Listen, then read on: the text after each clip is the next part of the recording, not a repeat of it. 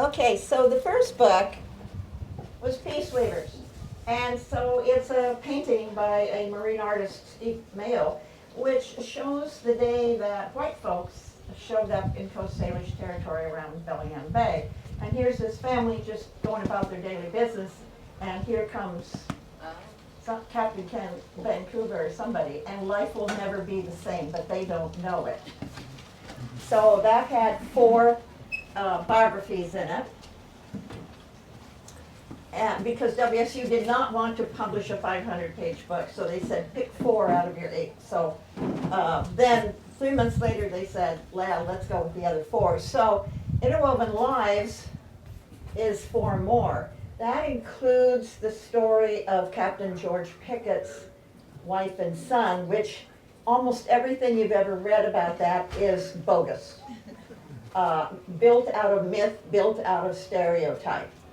And so Jimmy Pickett became a famous painter, and this is his painting of Mount Rainier. Died too young, but he was an incredible prodigy starting from the time he was a very small child down in Mason County.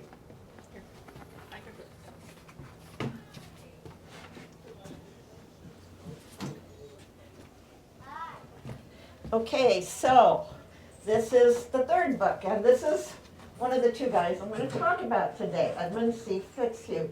And he was one of the husbands in the 1st book, but to keep the book at the right size, I had to cut everything short. I have 6 feet of files on this man, and so I got to the point where I said I got to write his biography because his story is pretty nuts. And you won't get to hear all of it today, but some of it that's nuts. Can I do this, or does this cause problems? Kim, can I do this? Oh, now the camera won't get me. Okay. Okay.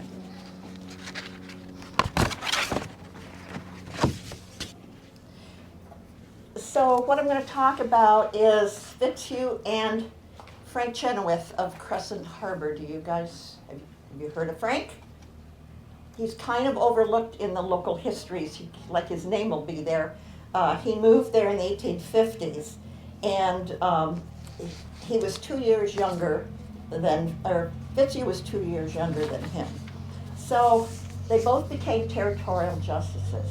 So the first thing I want to do is give you the context of what the territorial court system was here starting 1853 and 54. So once we got split off from Oregon, then we have a 3-tier system that they passed. Number 1 is the local elected judges. So that is the justice of the peace who can handle cases $100 and under, which would be several $1,000s today. Second one is the probate judge who handles estates and guardianships, because women can't be guardians after their husband dies of the children. It has to be a man. Okay, yeah. So the second level are the district courts into a territory that went all the way into Montana at that point. So each of the district courts judges is appointed by the President and the Attorney General of the United States. Each of those 3 courts meets 3 times a year for 3 weeks at a time, and they're staggered, so there is always a substitute available. What these devolve into is a 3-week party for the men in the territory, if they can get away from home. So you get a guy who might be the plaintiff in the morning, he's the defendant in the afternoon, and then the next day he's a juror. And so they spend their days at the courthouse, and then they go to the saloon for dinner and playing cards. And I have evidence of that, I'm not making it up. So you have the 1st district at Walla Walla, which is all of eastern Washington, northern Idaho, and some of Montana. The 2nd district is at Olympia, and that's King, Lewis, and Thurston counties. The third district is ours. So it is Island, Clallam, Jefferson, and Whatcom County, which includes Skagit and San Juan at that time. Court is held at Coveland in the Cranny store upstairs there until 1859 when it moves to Port Townsend. So the guys that come in, they're either camping or they get somebody that has settled down here within some distance to take them in at night. In between sessions, you have a court commissioner that a district judge chooses, and the court commissioner takes care of the filings and other things that come between those sessions. Third level is the territorial Supreme Court, and those are also, because it's the district judges moved up, appointed by the president. So the three district justices in December become the Supreme Court. There is no appeals court. So they hear their own cases again. Yeah. And one of those is appointed to be the Chief Justice, and he is allowed to issue briefs between the years that they are in session. So like in the 1870s, when they started to prosecute all the men who were married by tribal custom, and one of the guys that I wrote about stood up and said, "I'm not going to dishonor my wife." Then the Chief Justice issued a brief that said, all tribal custom marriages are legal. Not everybody in the world uses paper, and that church and civil ceremonies are simply for convenience.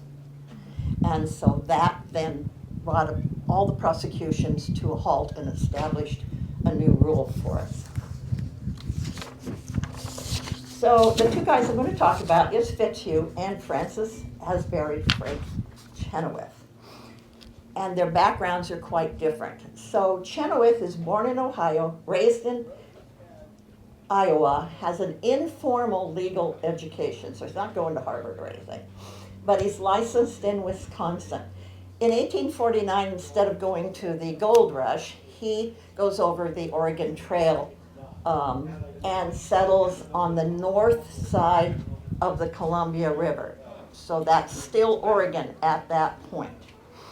He builds the first railroad in the Northwest. It is a mule-drawn flat car on 5 miles of wood tracks that gets people around the lower rapids on the Columbia. In 1852, when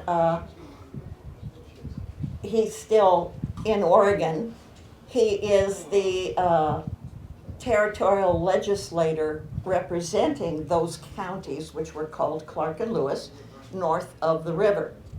Then he works with Isaac Eby to get Washington Territory created, which happens in 1853. So he goes to the legislature, he becomes the first Speaker of the House. The same year, he is then appointed to the territorial court for this district here by President Franklin Pierce. After the first judge for this was a drunk and got fired for never showing up. So at that point, then he moves himself and his family up to Crescent Harbor, and his niece Nancy Findlay follows and marries John Isett from Scotland, according to Dorothy Gibb. And he appoints Fitzhugh his court commissioner.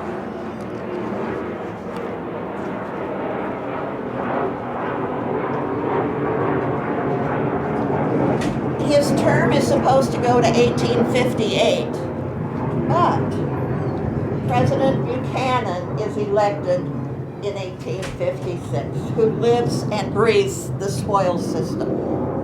So at that point, things start to go haywire.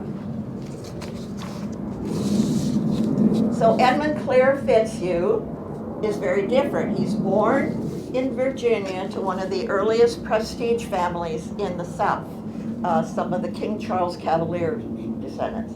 His father's a doctor, but the rest of the relatives are all rich plantation owners. He gets an informal law training, and I have spent years trying to figure all this out. He is never licensed in Virginia, California, or Washington, ever. But somehow he ends up on the Supreme Court. He has, however, very powerful friends.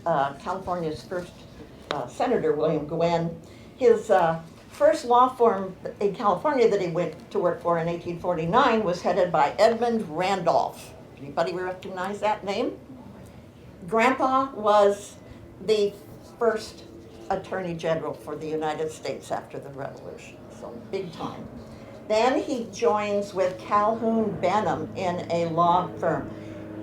Calhoun Benham's uncle was John C. Calhoun, who had been United States Vice President and Senator from South Carolina or North Carolina. Fitzhugh then moves up to Whatcom to open the Seaholm coal mine in 1854. He opened that for the syndicate on the promise of land, but he has absolutely no experience in running a coal mine, none, zero. But he becomes Whatcom County's first auditor. And the county commission chairman is a guy named William Cullen, who moves over from the island over to help set Whatcom up. Okay, so the two men's families. Chenoweth up here is with a second wife after he was widowed on the Oregon Trail, and he eventually has 10 total children. Fitzhugh is married to the Samish leader Seaholm's daughter and also Seaholm's sister at the same time, under a sororate custom, which means if your husband dies, the wife is often married to a brother or something, or that's what they tell me anyway. Okay, so he has 2 children with those women. They live at Seaholm, and then he kidnapped his kids. His wives beat him up and left. So, and I know, it gets weirder. So, the treaty war starts in 1855, about September, and goes to about the same time a year later. Governor Stevens, who had been appointed by the president, was a West Point graduate and now governor, and he appoints Fitzhugh his military aide and calls him lieutenant colonel. Fitzhugh is also appointed Indian agent over much of this western part of the territory. He goes up and talks Pat Canham's people. Pat Canham had sided with the whites. So he goes up to the Snoqualmie leader, Pat Canham's people, convinces them to go to Holmes Harbor, where they will be, I'd call it corralled, but out of any problems. Fitzhugh is supposed to furnish provisions, and he skimps on them. And then the Pat Canham family told me that hundreds of people died. I'm not sure it was starvation. I think it was food poisoning myself. So then Governor Stevens gets mad at the cross-cultural husbands down south, like in Lewis County, around, and Olympia, all that area down there, and Steilacoom, that are buying guns and giving them to their wife's relatives. So Stevens declares martial law to justify arresting these guys, who are really just trying to protect their families, their wives' families. Stevens sees this as an executive and military right that he owns. One of them is Pat Canham's own daughter, Margaret, whose husband is a lead shepherd for the Hudson Bay Company.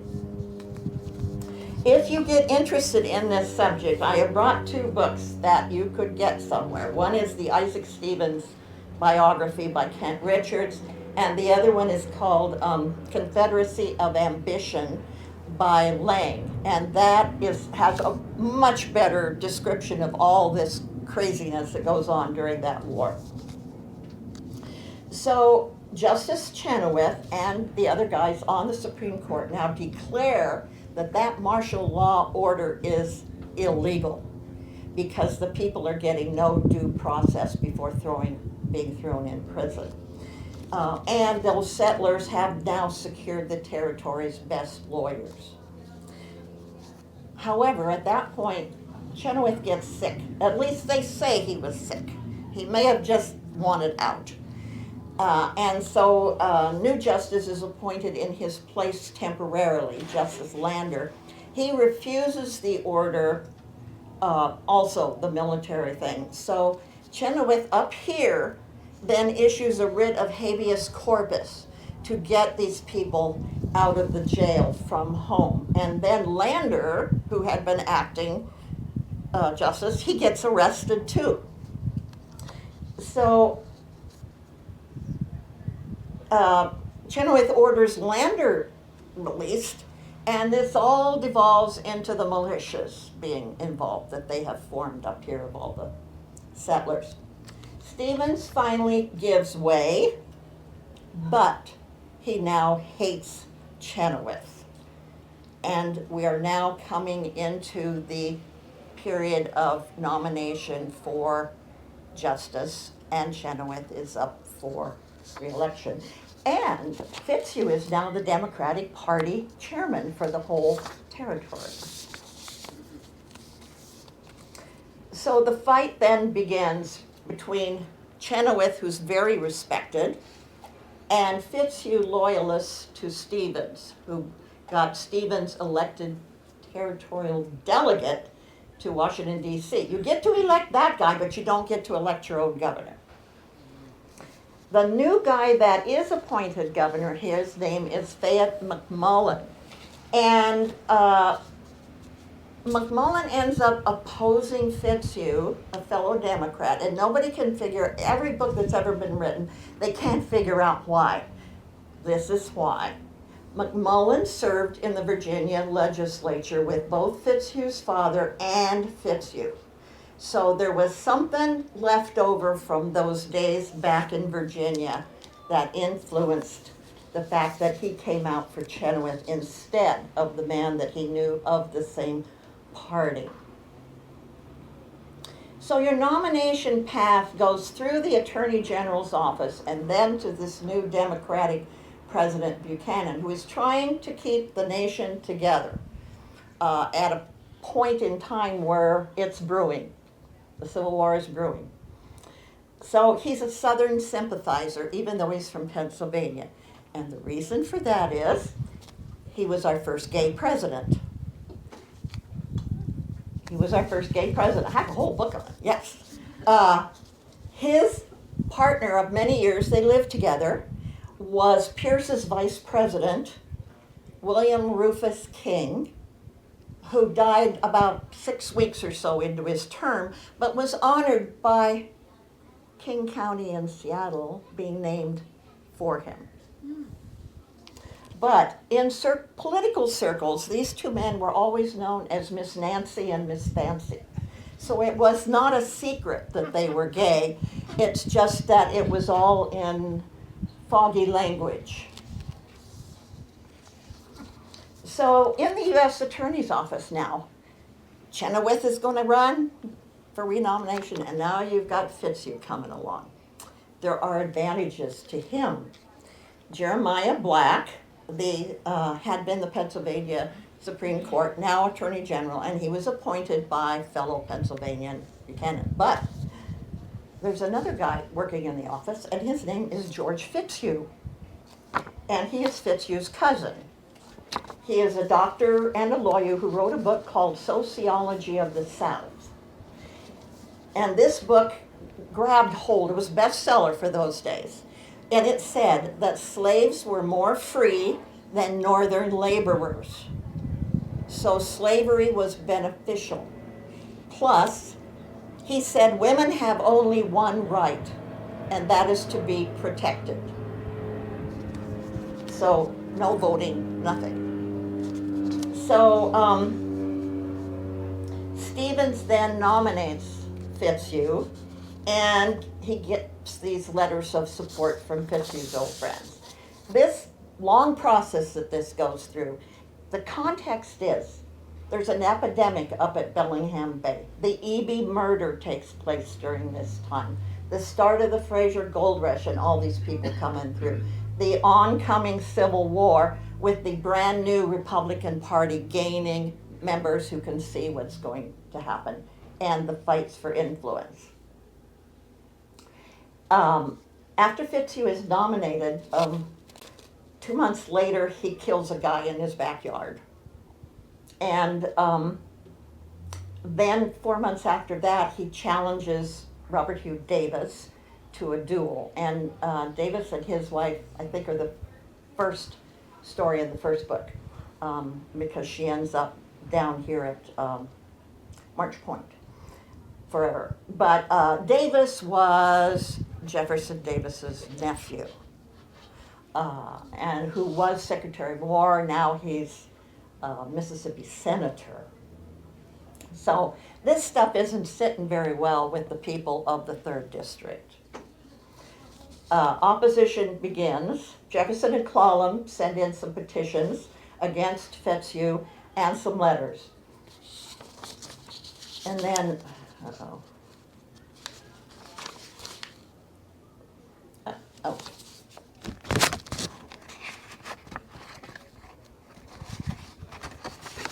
Okay, so the Watkin petition lists 4 reasons why Fitzhugh should not be appointed to that seat, and in favor of Chenoweth, which is odd because Fitzhugh has helped to develop this settlement. People are working in the mine. He's been a county officer.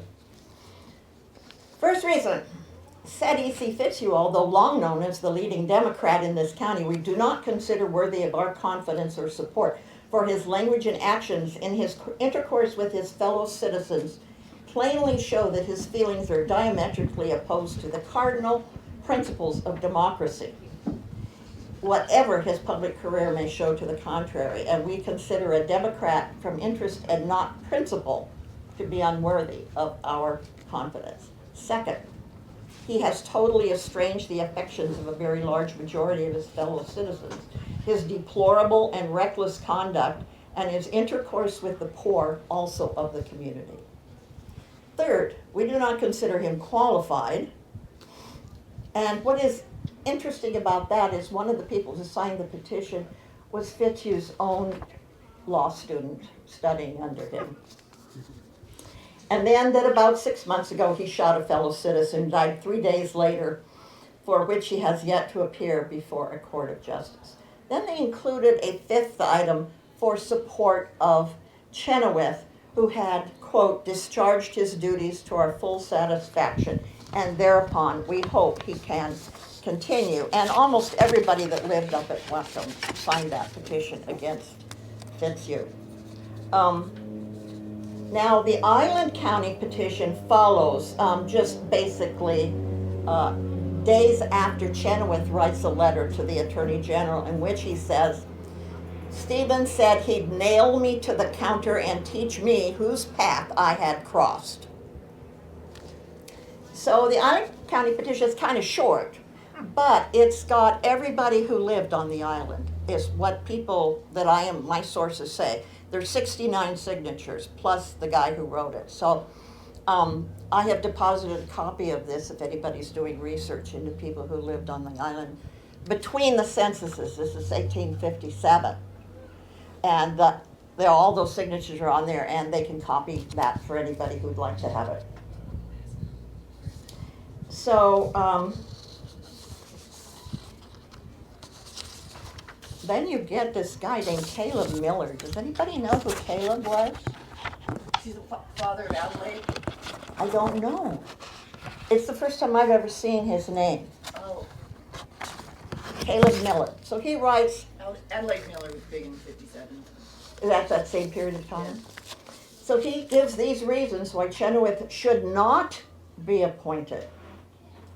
He's not a Democrat, and I claim that every man elected or appointed to an office as a Democrat under a Democratic administration should remain so.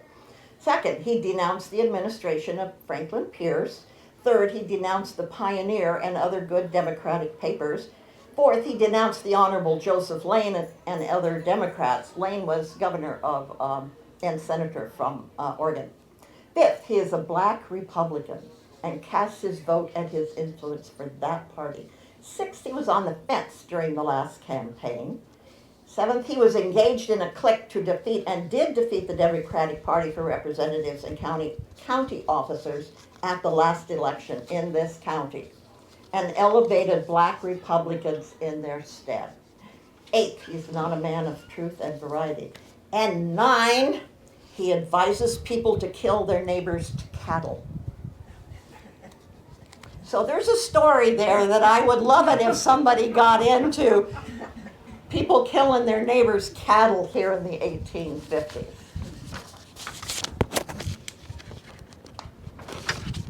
There's always fun stories that, I don't have time to pursue, so I'm always hoping it'll get somebody else doing it. So then you get letters from the Washington Attorney General, J.S. Smith, and he seems to be from here, but I don't know his first name.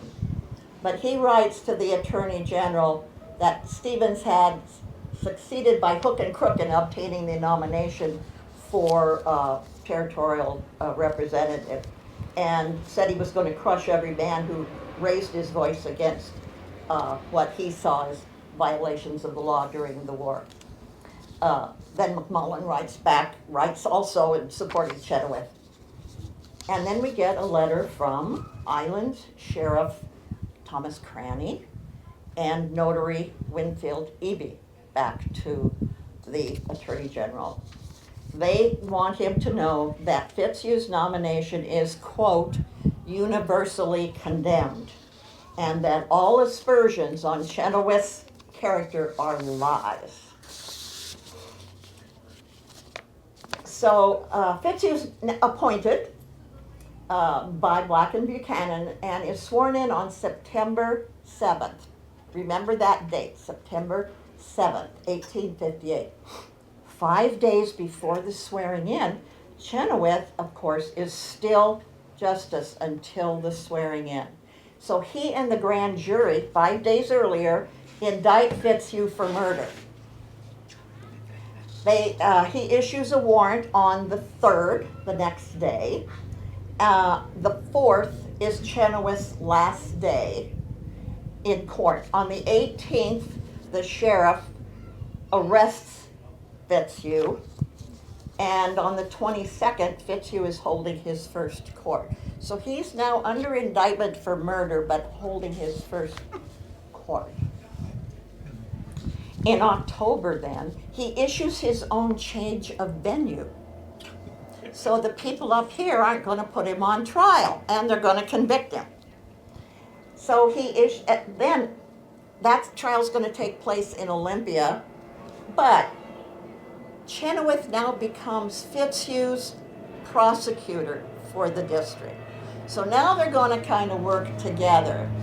About 6 months later, Fitzhugh is tried in Olympia, and he's acquitted in 90 seconds. That's in the record. He will be tried 2 more times down in Olympia. This time it's for him and one other justice gambling, which is illegal. And so they have a trial for those guys with the Chief Justice over it. Fitzhugh actually, with the assistance of Chenoweth, does a pretty darn good job as a justice. When he's Supreme Court justice, he's the least educated, and so they kind of give minor cases for him to write up. But he's doing a pretty good job, and there are some cases where up here where he establishes some really important things in Indian and white relationships. So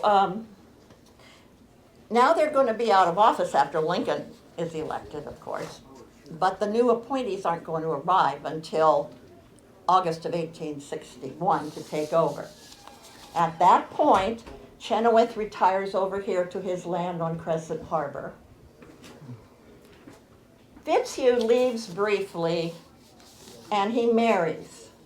And then he returns to foreclose on his old associate, William Cullen's land that he had bought from Levi Ford, north of Penn Cove and Hasty Lake. It's up there off of Hasty Road. Cullen's was trying to sell it, and Chenoweth was the real estate agent for this. So now they're living only a few miles apart because the Cullens had a mortgage with Fitzhugh and he foreclosed on it to get that land. They now live only a few miles apart until both of them leave in 1863. Chenoweth goes back to Oregon and starts practicing law there. He becomes a railroad president, and he becomes Speaker of the House of the Oregon House of Representatives. Fitzhugh, on the other hand, goes, and he's in his 40s now, he goes home and joins the Confederate Army and kind of becomes a lawyer, but he also becomes kind of a hero. It's the one really high point of his life as I see it. He has a fourth wife and children, but he dies very sadly on the floor of a flop house in San Francisco much later. But when he went back at that point and then came back, he married Cora Bowie Fitzhugh in May of 1861. Neither one of them fit at that point. She's from this rich family in a slavery-owning family in a state of Maryland that is mixed, free and slave. And Fitzhugh finds that there's 100,000 Union soldiers camped on his family land back there in Virginia. So it will come. Have I got time to tell you about Cora, Mike? Okay. This is a settler woman now almost none of you have ever heard of, and I remember years and years ago I came to the museum to work with the archivists to try to find out where Cora might be buried. Any evidence of Cora, we found nothing at all. And it was only about, a year ago now that I found out what happened to Cora. But I'm going to read an excerpt that's heavily edited for time from this book. Cora Bowie came from a powerful Democratic family from Maryland, the border state where political loyalties were split along slave ownership lines. For elite women, to be 30 and a spinster was social death. Such a woman often had to marry a man with great flaws rather than never marry at all. Such was Cora. During the 1860 election, when Fitzhugh worked in the Peace Democrat Breckinridge campaign in D.C., which I didn't talk about before, there were social and political gatherings when ladies also attended. Now that Julia and Mary had left Fitzhugh and their tribal custom marriages, he turned to the life of an older, eligible bachelor of means and importance. 40-year-old Fitzhugh was charismatic with his many tales of life in the West to tell a spinster flattered by his attention. Cora descended from some of the earliest Maryland colonists after Lord Baltimore's granddaughter married Dr. John Bowie. By shortly after the Revolution, the Bowies and their in-laws controlled most of Maryland. Her great-grandfather was an early governor, and a step-uncle was a U.S. Senator and U.S. Attorney General. Uncle General Thomas Fielder Bowie had... where'd it go?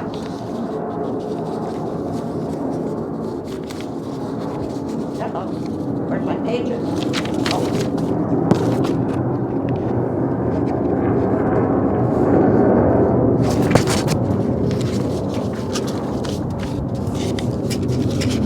Was a congressman and may have been the conduit for them to meet. As one of the great slaveholding planter families where almost half of the African American population in Maryland was free, the Bowies were Unionists sympathetic to the South.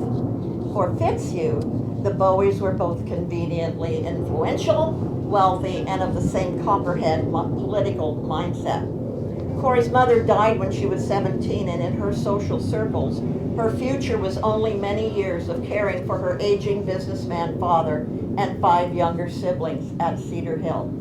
When Fitzhugh went home to Falmouth, he found it turned into the giant Union Army campground and a stage for slaves to flee across the lines. He returned to Cora and they married. He was due back in Port Townsend for his lame duck session in August. William and Eliza Cullen bought Levi's Ford's land claim north of Penn Cove, and it was now for sale, the agent Frank Chenoweth. Cullen had gone to Whatcom and shared that first commission, and later been Fitzhugh's bailiff before they bought the farm with a mortgage loan. The equivalent of $30,000 today at 2% interest per month, due in 7 months. And they could not do that.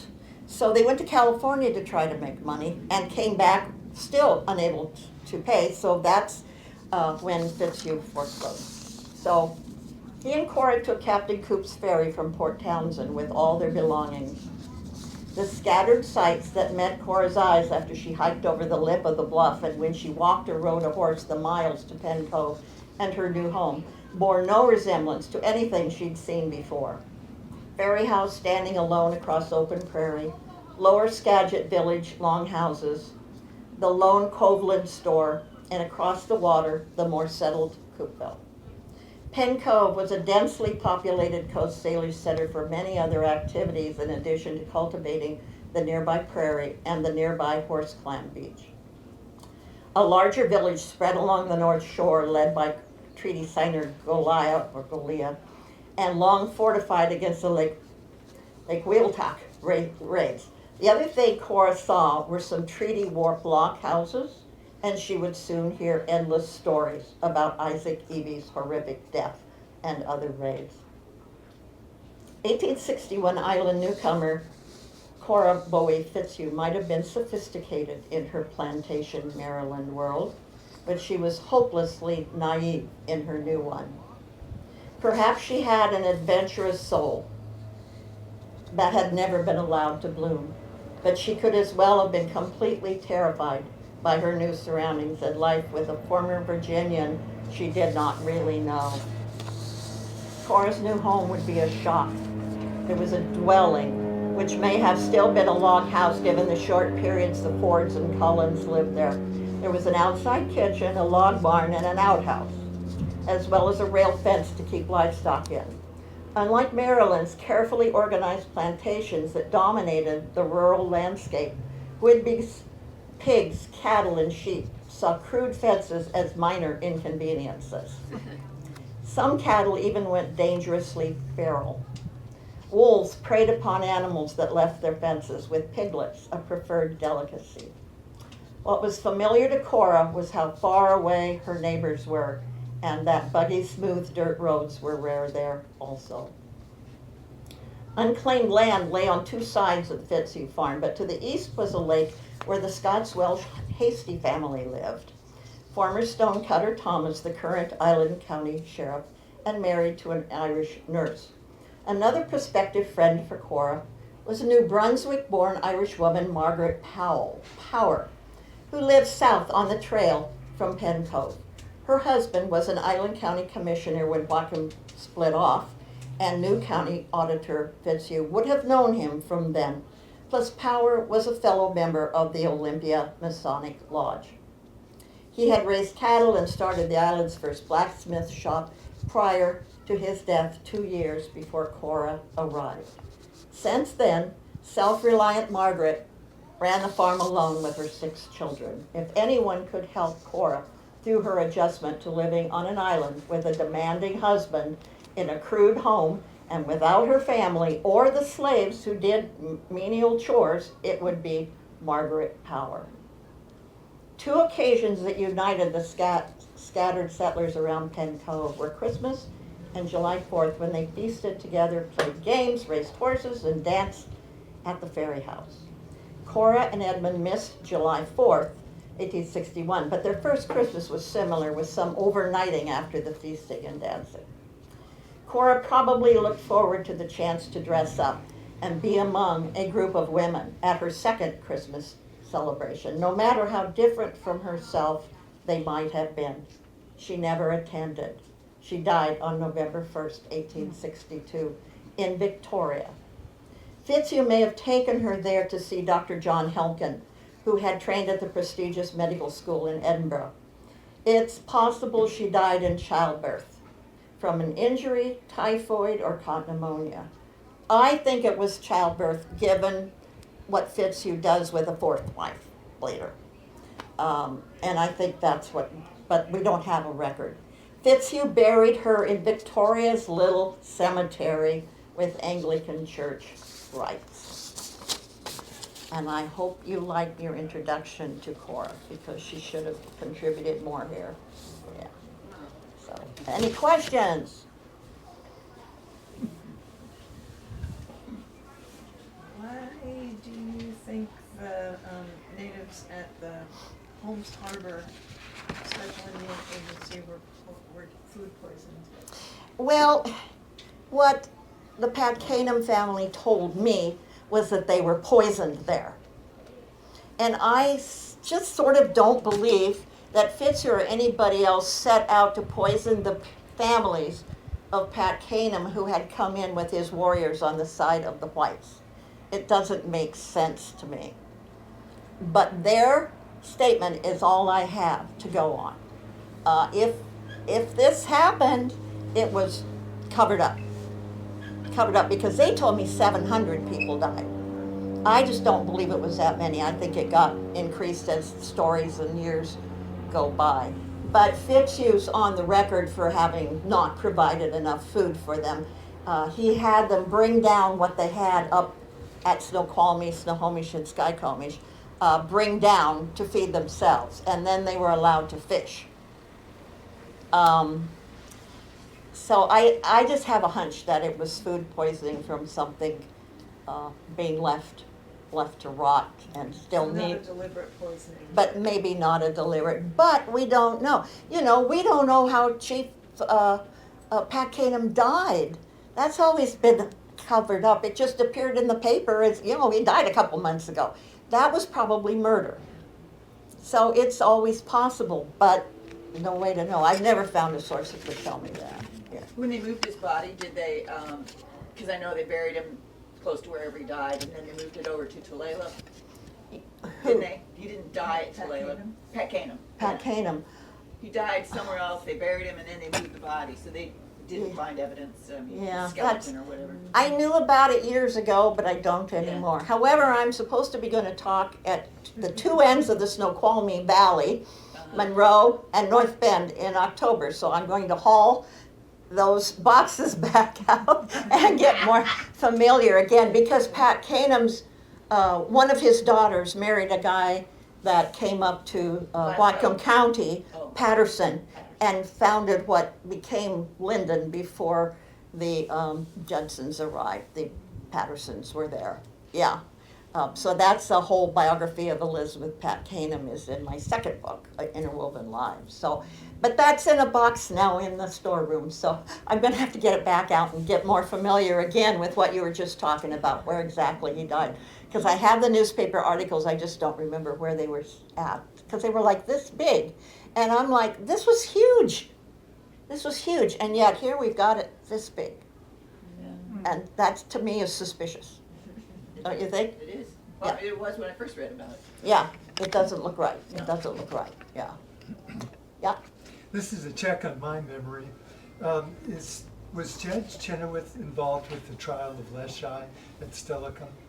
and Fitzhugh. No, not Fitzhugh. Elick was with them, the trial of Elick, which was a biggie, because it established or challenged the idea of what is Indian country versus what is under the government of the county. And that was a big thing. But Chenoweth, I don't think he was involved with Leschi. That was, William but he Wallace. may have been. It was William Wallace, who was his defense attorney. Yeah. Yeah. Yeah, but I'm not sure if that's then. Most of my attention has gone to this Elick case, which was really a stupendous case of when is an Indian accused of something, when can he go home and you can't touch him because it's Indian country, not county country. Yeah. Was Elick Nisqually or like Leschi or what? Elick was accused with a couple other men of killing a white settler up the Skagit River. But was he Nisqually or? No, No, he was a different, no, no, different no. group, okay. He was Skagit something else. So this is 3rd District up there. So the other 2 guys gave his name as the killer, and then they took off and were never seen again. What happened to Elick was, since it ends up in the Supreme Court, it's just a mess, so they decide that the chiefs up there can take possession of him and then bring him back to court later. And of course, he's never seen again. He's protected, and but it's more likely than not that one of those other 2 guys was the killer, not Elick, but he was handy. Could that have happened in the trial that Fitzhugh was having here at Craney and Grennan's store? The Elick one? No, well, no, that kind of a thing, where 2 guys accused, Sky Ackerman and Scretalis, the 2 guys were accused of killing Dominic Hunt. Oh, yeah. And Fitzhugh, that was the trial he was doing here.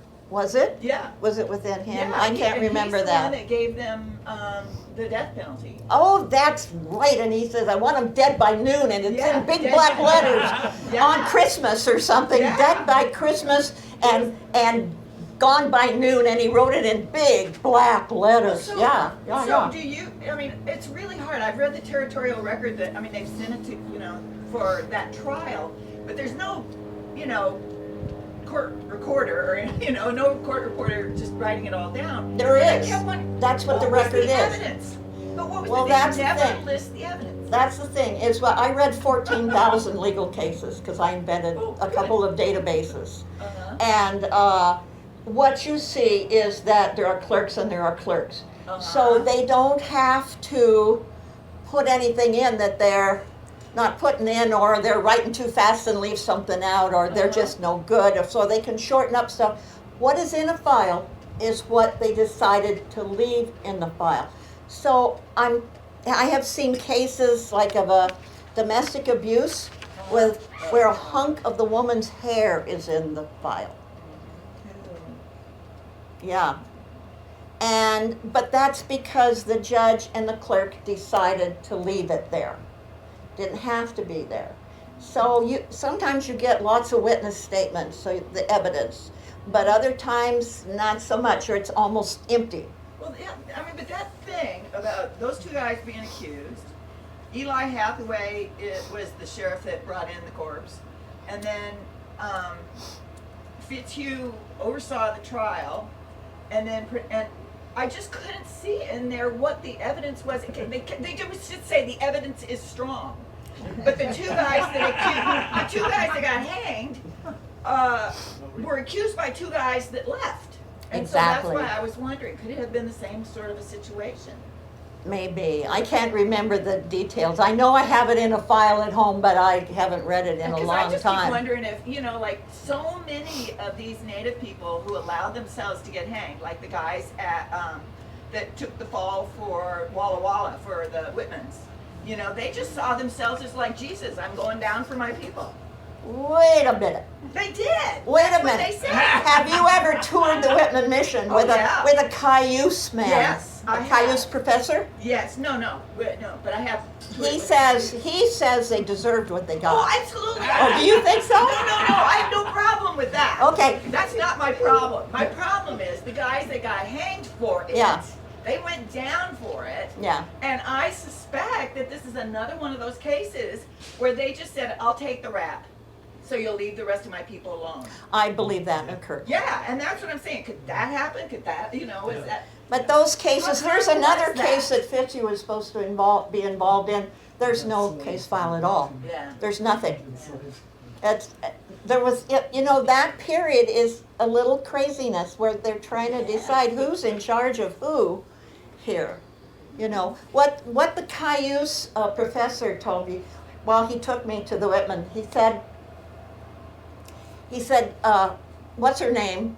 Narcissa. She used to go to the top of the hill where we went, and he said she would write about how lonely she was, and she was waiting for people to come down the trail. He said she didn't need to be lonely, because she looked right out there, there was Frenchtown, where all the Hudson Bay Company retired people and their native wives lived. But she didn't want to be associated with them because, number one, they were native, and number two, for God's sakes, they were Catholics. I know, I'm not sympathizing And with he said the Cayuse Village was right down below the mission. It's just down a little slope. And he said these folks got consistently snubbed to the point where they didn't really care about that couple anymore. And so it led into the stuff that became a massacre. Yeah. I'm just looking at all these native cases where native guys got hanged. Leshai, you know, he didn't kill the guy. I mean, it was an act of war. Even the army said it was an act of war. And I just keep wondering, like this case here that was at this territorial court. Did you know that he was Pat Canham's brother-in-law? Yeah. Yeah. Well, no, not Julia. No. Yeah. Julia's daughter. Yeah. So there was that enmity between those two, and at one point apparently they were shouting at each other across some land, "I'll get your head," you know, use SOB kind of stuff, because of Pat Canham's sister, what had happened to her. She's the one that beat him up, isn't she? No, Isn't I don't she and her know. sister, didn't she and her sister beat up Fitzhugh and drive him out?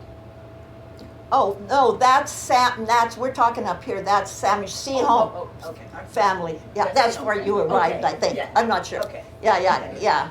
No, Julia and Mary, yeah, he arrived at his first Supreme Court session with a black eye and stuff, and he was kind of limping in, and yeah, I have a good account of that from up in Whatcom. Yeah, well, they had gone blackberry picking one day, and because he had been put on the court and now he's going to be gone all the time, he decided that the children should go live with a white family.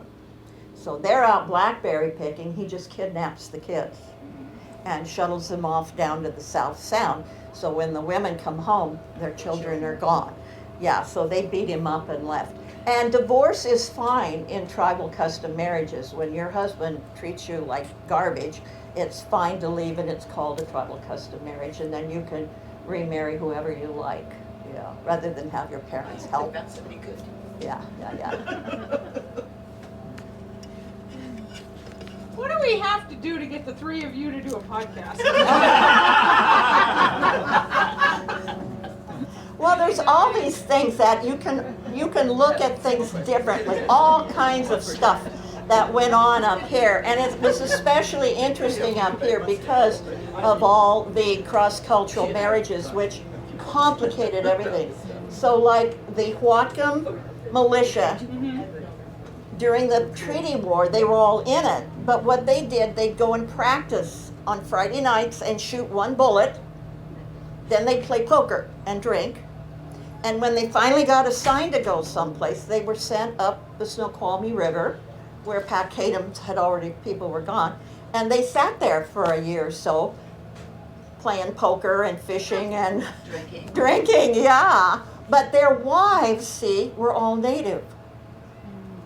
And they were from Lummi tribe, from Snoqualmie tribe, from Skagit, Lower Skagit, all these different Samish, all these different groups. These guys didn't want to go fight anybody because the Coast Salish are one giant extended family from up in BC clear down to the Columbia. So chances are, if you were fighting, you were going to end up shooting your wife's cousin or something, and so they just kind of stayed back.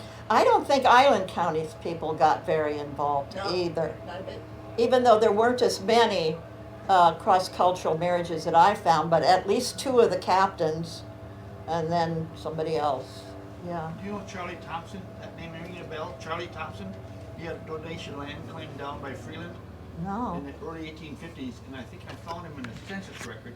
He's living with a son who's a half-breed, and I was wondering if He would have had a native he was wife. one of the few white people at the south end of the island. Yeah. He had a Native American wife, I think. But Yeah, he was. I was wondering if you knew about Because that. I bought the history of South Whidbey, and yeah, I just didn't find very many. One way, I'm still finding towns founded by cross-cultural families. They're all over the state.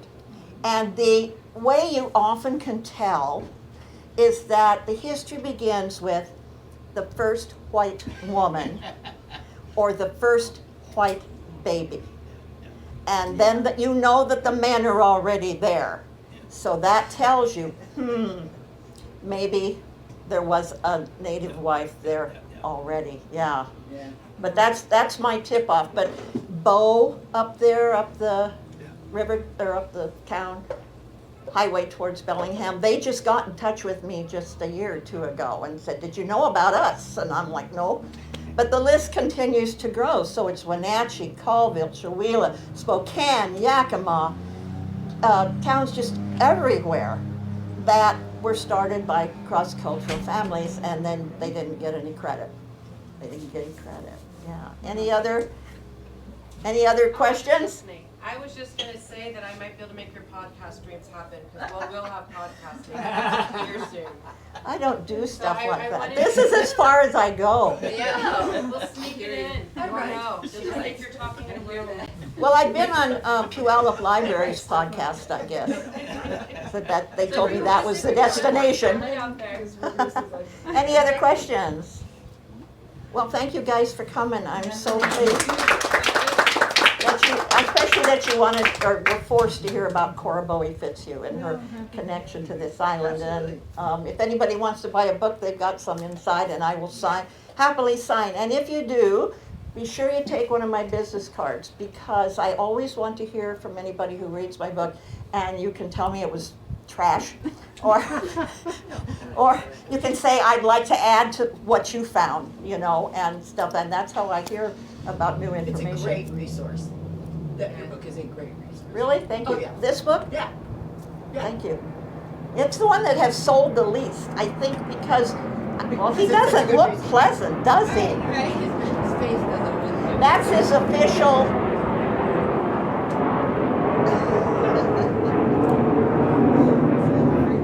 This is his official Supreme Court Justice portrait. That was see, that doesn't bother me. I grew up in Quincy. Does anybody know who Quincy is? East side of the mountains, 30 miles from Moses Lake Air Force Base. Oh my God. And I grew up there, and it's very flat, and so the fighters and the bombers were coming over us all the time to practice. It was a, what do you call it, a sack base? Yeah. Yeah, Well, and so they even practiced out on the hills south of town, dropping bags of flour down. And so us kids just thought it was great. Ooh, is that a Sabre jet? Ooh, there's a B-52, So this doesn't bother me, the price of protection. I'll just wait.